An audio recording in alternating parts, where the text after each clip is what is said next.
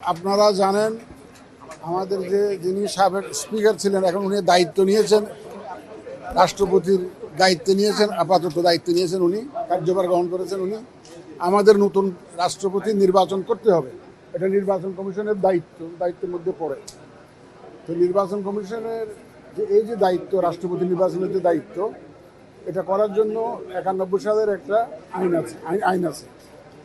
আইন অনুযায়ী আমাদের ওখানে আইনেই বলা আছে যে রাষ্ট্রপতি নির্বাচনের দিনক্ষণ ঠিক করার জন্য যে তারিখটা ঠিক করা বা প্রসিডিউরাল ম্যাটার্সগুলো ওখানে বলা আছে যে স্পিকারের সাথে পরামর্শক্রমে আলোচনাক্রমে এই দিনক্ষণ ঠিক করা হবে। রাষ্ট্রপতি নির্বাচনকে সামনে রেখে আমরা আলোচনা করেছি, প্রাথমিক আলোচনা হয়েছে। দিনক্ষণ এখনো ঠিক হয় নাই, আপনারা এটা যথাসময়ে জানতে পারবেন। সূর্য উঠলে আপনারা সবাই দেখতে পাবেন, কোনো অসুবিধা নাই। এটা আমরা পরবর্তী এখন আমরা জানিয়ে দেব। এখন আমাদের প্রাথমিক আলোচনা হয়েছে, প্রসিডিউরাল বিষয়গুলো নিয়ে বিস্তারিত আলোচনা হয়েছে। এটা প্রাথমিক আলোচনা। না, আমরা টেন্টেটিভ ডেট ঠিক করি নাই, এটা আপনারা যথাসময়ে জানতে পারবেন। তবে ওই রাষ্ট্রপতি নির্বাচনকে ঘিরেই আমাদের সমস্ত আলোচনাটা হয়েছে। তো এখন আমাদের তো ইলেকশনটা যখন করতে হবে, এখানেই হবে ইলেকশনটা। নমিনেশন যদি আমাদের ওখানে সাবমিট করবে। নগদ নিয়ে এলো হার না মানা হার অফার। সর্বনিম্ন 10,000 টাকা রেমিটেন্স নগদে পাঠালে থাকছে স্বর্ণের হার জেতার সুযোগ। ইলেকশনটা এখানেই করতে হবে। আপনি জানেন যে chief election commissioner is the returning officer, নির্বাচনী কর্মকর্তা হিসেবে কাজ করেন। তো এবং সব কিছু কিন্তু ইলেকশন যদি হয় তাহলে এখানেই হবে।